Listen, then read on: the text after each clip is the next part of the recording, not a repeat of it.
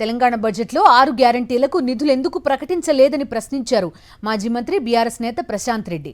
ప్రభుత్వం ప్రకటించిన జాబ్ క్యాలెండర్పై ఎటువంటి స్పష్టత లేదన్నారు.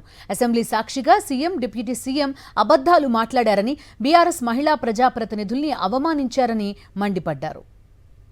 నిరుద్యోగులు 4000 భృతి ఇస్తామన్నారు, దాని ఊసేంది, దాని సంగతి ఏంది అని అంటే దానికి సమాధానం లేదు.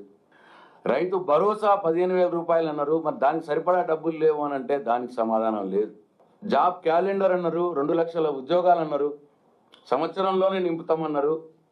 మరి ఎన్ని ఉద్యోగాలు ఇస్తారు, ఎన్ని ఇచ్చినారు? ఆ ఉద్యోగాలు, కొత్త ఉద్యోగాలకు సరిపడా బడ్జెట్లో డబ్బులు పెట్టినారా? ఇచ్చే ఉద్యోగాలకు జాబ్ క్యాలెండర్ ప్రకటిస్తామన్నారు అని అంటే దానికి సమాధానం లేదు. ప్రజా సమస్యల మీద మాట్లాడదామంటే మాట్లాడే లోపే మా మైక్ కట్ చేయాలి. మైక్ ఎందుకు కట్ చేశారండి అని నిరసన తెలిపితే మార్షల్స్ని పెట్టి ఎత్తి బయటపడిస్తారు. 2 సార్లు మార్షల్స్ని ఎత్తి పెట్టి బయటపడిస్తారు. ఎటువంటి అబద్ధాలు ఆడి అసెంబ్లీ సాక్షిగా అంటే మామూలుగా కాదు.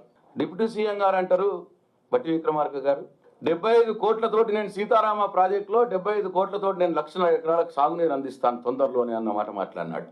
75 కోట్లతోటి 1,00,000 ఎకరాలకు సాగునీళ్ళు అందించే అంత గొప్ప మేధావి సార్ మీరు. నేను ప్రధానమంత్రి నరేంద్ర మోడీ గారిని రిక్వెస్ట్ చేస్తా ఉన్నా, దయచేసి దేశానికి బట్టి విక్రమార్క గారిని ఇరిగేషన్ శాఖ మంత్రిని చేయండి. 1000 కోట్లలో మొత్తం మీరు అనుకున్న ఇరిగేషన్ ప్రాజెక్టులన్నీ అయిపోతాయి దేశంలో. 75 కోట్లతోటే నువ్వు 1,00,000 ఎకరాలంటే 1000 కోట్లు పడితే ఎన్ని లక్షల ఎకరాలకు నీళ్ళు ఇవ్వచ్చు? అసెంబ్లీ సాక్షిగా గొప్ప అబద్ధాన్ని ఆడినటువంటి బట్టి విక్రమ గారికి నోబెల్ ప్రైజ్ ఇవ్వాలని చెప్పి నేను రికమెండ్ చేస్తూ ఉన్నాను.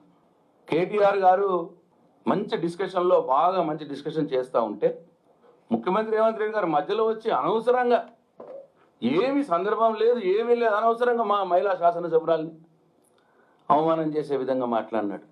పాపం కంటనీరు పెట్టింది ఆమె, మా సబితా ఇంద్రారెడ్డి గారు, మా సునీతా లక్ష్మారెడ్డి గారు.